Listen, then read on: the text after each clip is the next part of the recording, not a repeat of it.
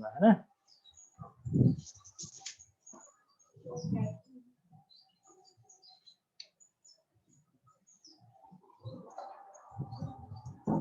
तो आज की इस एंटोमोलॉजी की क्लास में हम लोग पढ़ेंगे ऑर्डर कोलियोप्टेरा और कोलियोप्टेरा की महत्वपूर्ण फैमिलीज, उनके इम्पोर्टेंट कैरेक्टरिस्टिक्स और एग्जाम्पल्स। तो सबसे पहला हम लोग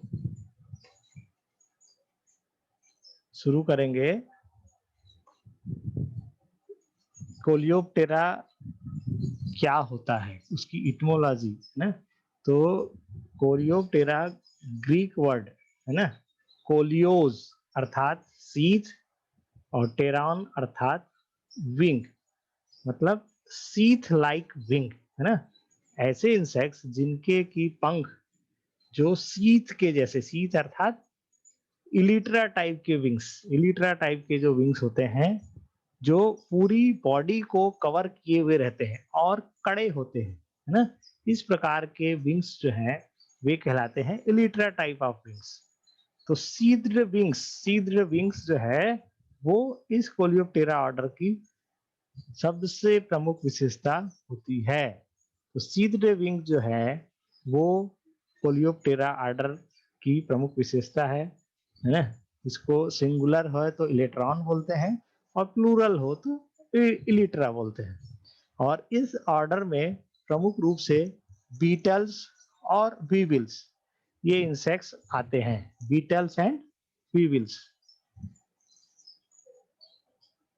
ये सबसे बड़ा पूरा जो क्लास इंसेक्टा है उसमें सबसे बड़ा ऑर्डर, ये देखिए ये पूरा जो है ना, जिसमें कि ये पूरा जो है क्लास इंसेक्टा है, डिप्टेरा, हाइमेनोप्टेरा, लेपिडोप्टेरा, ये कोलियोप्टेरा है ना, और अदर इंसेक्ट्स, अदर आर्थ्रोपोड। तो आर्थ्रोपोड में, इस आर्थ्रोपोड में सबसे बड़ा ऑर्डर है ना, सबसे बड़ा ऑर्डर जो होता है वो कोलियोप्टेरा ही होता है, largest order in animal kingdom, है ना। ठीक है, तो इसमें लगभग 33 लाख है ना स्पीसीज आती हैं। इंडिया में लगभग 15,000 स्पीसीज कोलियोप्टेरन्स इंसेक्ट्स की इंडिया में पाई जाती है ना।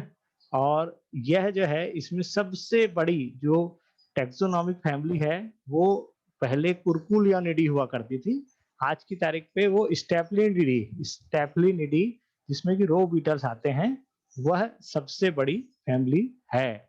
और इसमें जो इंसेक्ट्स होते हैं कोलियोप्टेरन्स में, वो देखिए डायनेस्टस हर्कुलस स्कैराबिडी ऑर्डर का जो इंसेक्ट है वह सबसे लंबा होता है। ये देखिए,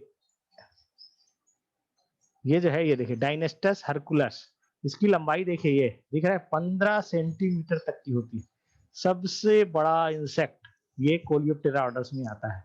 उसी प्रकार से सबसे छोटा टिलिडी, टिलिडी 2.2 मिलीमीटर की लेंथ का टिलिडी, टिलिडी भी जो है इसी ऑर्डर का इंसेक्ट है, मतलब लेंथ भी लंबी होती है ना इस ऑर्डर के इंसेक्ट्स की, और सबसे छोटी भी होती है। दोनों प्रकार के इंसेक्ट्स इस ऑर्डर्स के तहत पाए जाते हैं। अब क्वेश्चन उठता है कि क्या बीटल्स और बीबिल्स में क्या अंतर होता है। तो बीटल्स के जो माउथ पार्ट्स होते हैं वो जो होते हैं वे swing type, biting and swing type के माउथ पार्ट्स होते हैं बीटल्स के, जबकि बीबिल्स के माउथ पार्ट्स भी बाइटिंग एंड स्विंग टाइप होते हैं, लेकिन उसके जो माउथ पार्ट्स होते हैं वो मॉडिफाइड हो जाते हैं स्नाउट लाइक स्ट्रक्चर। हाँ, स्नाउट लाइक मतलब ये देखिए, ये जो है ना, ये ऐसा एक उसके आगे उसके माउथ पार्ट से है ना, ये उसके माउथ पार्ट इस स्नाउट में आते हैं, इसी स्नाउट के अंतर्गत इसके माउथ पार्ट्स आते हैं। तो बीविल्स में माउथ पार्ट जो होते बाइटिंग एंड चिंग ही है, बट वो स्नाउट लाइक स्ट्रक्चर में मॉडिफाइड हो जाते हैं।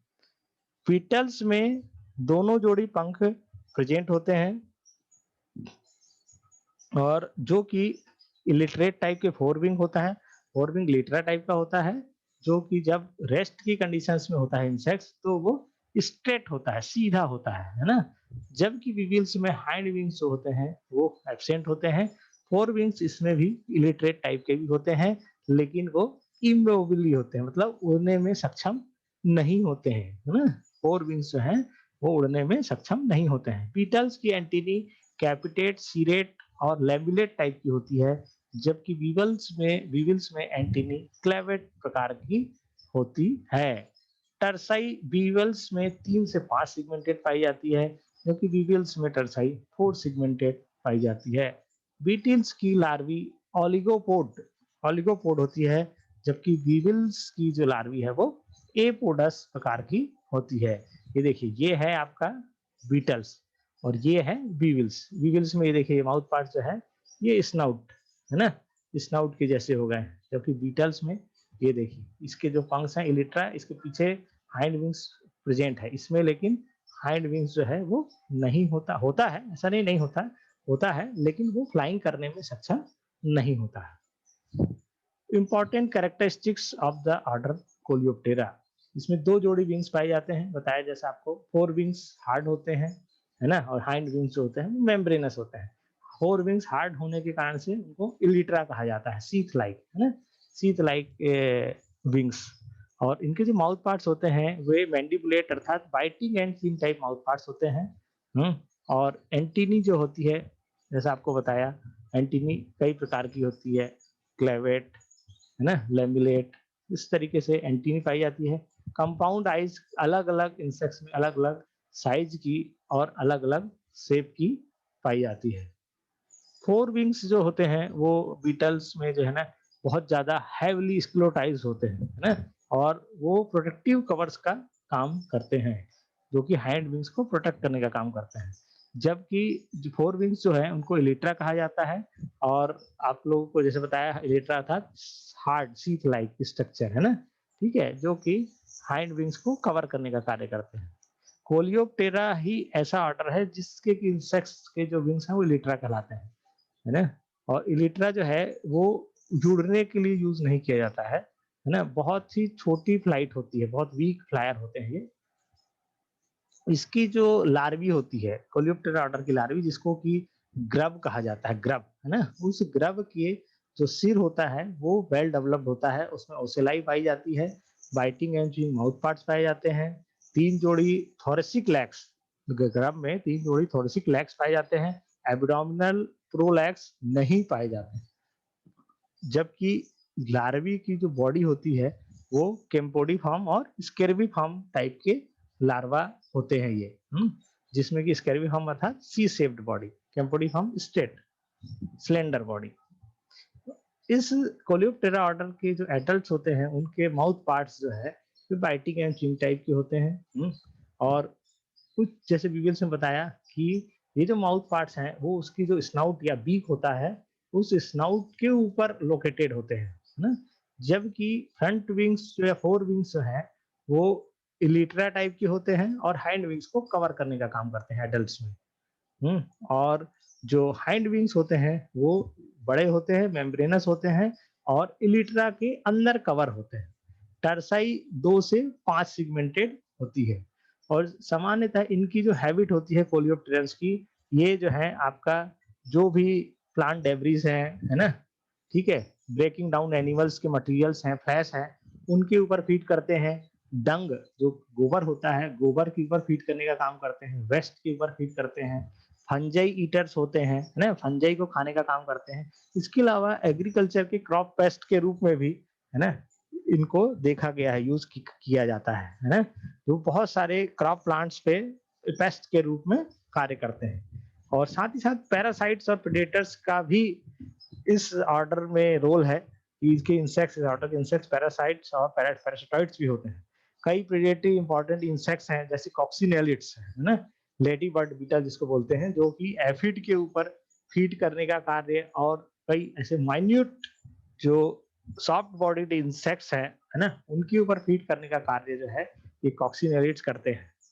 तो इस प्रकार से इनका जो है ये केवल एग्रीकल्चर इंपॉर्टेंट के ही पेस्ट इसमें नहीं होते हैं, इसके अलावा इंडस्ट्रियल इंपॉर्टेंट के भी जो पेस्ट होते हैं, है ना, जैसे कि आटे के ऊपर लगना लग या रेड फ्लोर बीटल, है ना, कोलोरेडो पोटैटो बीटल, बॉल बीबिल, है ना, काउपी बीटल्स, इस तरीके से कई सारे ऐसे पेस्ट हैं जो कोलियोप्टेरन ऑर्डर्स में आते हैं, जिनका कि एग्रीकल्चर के साथ-साथ इंडस्ट्रियल इम्पोर्टेंस भी है। और इनकी जो हैबिटाट है वो डाइवर्सिटी है, अर्थात यह जो है आपका मराइन से लेकर के मराइन को और पोलर रीजन को बस छोड़ दिया जाए, तो हर जगह पे ये पाए जाते हैं।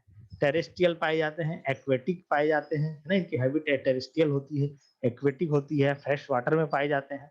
जहाँ भी वेजिटेटिव फॉलिएज दिख रहा है, हरी पत्तियाँ दिख रही हैं, हर जगह पे वह ईस्ट ऑर्डर के इंसेक्ट्स पाए जाते हैं। पेड़ों में, पेड़ों की छालों में, फ्लावर्स में, पत्तियों में, है ना? अंडरग्राउंड रूट्स में, है ना? इवन प्लांट्स में कुछ गाल्स वगैरह बना करके भी इस ऑर्डर के इंसेक्ट्स रहते हैं। तो ये इनकी जनरल बायोलॉजी है कि इनकी जो लाइफ साइकिल होती है, वो कैसी होती है? होलो मेटाबोलस, अर्थात कंप्लीट मेटामॉर्फोसिस इसमें पाई जाती है। कंप्लीट मेटामॉर्फोसिस अर्थात इनकी लाइफ साइकिल में 4 स्टेज होती हैं। एग, लार्वा, लार्वा को ग्रब बोला जाता है, प्यूपा और एडल्ट। कंप्लीट मेटामॉर्फोसिस इस ऑर्डर के इंसेक्ट्स में पाई जाती है। अब ये इसके इम्पोर्टेंट कैरेक्टरिस्टिक्स हो गए कोलियोप्टेरन ऑर्डर्स के।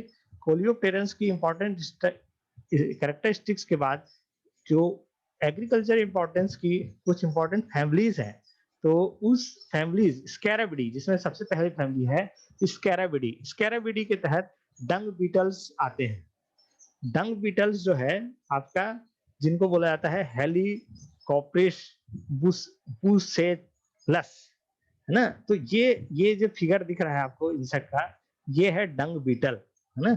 इस डंग बीटल ये क्या करता है, ये देखिए डंग बीटल जो है ये गोबर के ऊपर फीड करने का कार्य करता है ना? गाय का जो गोबर होता है, गोबर के ऊपर फीड करने का कार्य करता है। इसकी प्रमुख विशेषता होती है इस फैमिली के इंसेक्ट्स की कि लैमेलेट टाइप का इसमें एंटीना पाया जाता है। ये देखिए, है ना? इसके जो मैंडिबल्स होते हैं वो कैसे होते हैं? मेम्ब्रेनस मैंडिबल्स होते हैं। हेड, सिर जो है देखिए ब्रॉड, चौड़ा और फ्लैट पतला होता है। और हेड और प्रोथोरैक्स पे ऐसे हॉर्न छोटे-छोटे से सींग जैसे, ये सींग जैसे ही संरचना पाई जाती है। उसकी जो बॉडी होती है वो कैसी होती है? कॉन्वेक्स शेप की होती है ना? कॉन्वेक्स शेप की होती है। और जो इसका हिंड टिबिया है, हिंड टिबिया मतलब जो ये पैर का है ना, हाइंड वाला जो ये टिबिया है, ये टिबिया यहाँ पे है ना, यहाँ पे ये देखिए, ये इसमें क्या होता है? स्पुर होता है। स्पुर अर्थात स्पाइन्स होते हैं, कांटे होते हैं। तो ये जो है इसका एग्जांपल्स है स्कैरेबिडी का, डंग बीटल्स। दूसरी फैमिली है कॉक्सिनेलिड्स। ये चित्र में दिखा रहा है, ये इस तरीके का चमकीला सा, बहुत सुंदर सा स्पॉटेड, है ना, इंसेक्ट्स होता है, जिसको बोला जाता है लेडी बर्ड बीटल, कॉक्सिनेला सेप्टम पंक्टाटा। इसकी अलग अलग स्पीसीज होती है।